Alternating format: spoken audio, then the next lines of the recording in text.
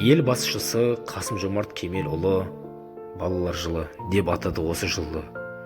Жас буынға жақсы көңіл бөлу керек, еліміздің болашағы болса құнды.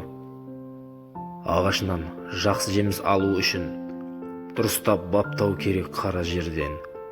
Сол секілді баладан зор үміт етсең, тәрбиені бастау керек әуел өзіңнен. Балалардың жас келмесін жанарына, дақ түспесін кіршіксіз ақ арына, өмір деген сүттей ақ парағына, жазылмасын ноқаттай қара күні. Ешқашан мұңаймасын бүлдіршіндер, мұңайса еркелетіп күлдіріңдер. Балалардан махаббатты аямаңдар, махаббатты шын жүректен білдіріңдер.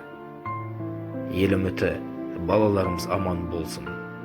Жаңа Қазақстан қанат жайар заман болсын. Балаларға жақсы көңіл бөлейік, бұл жаңа елге жасаған қадам болсын.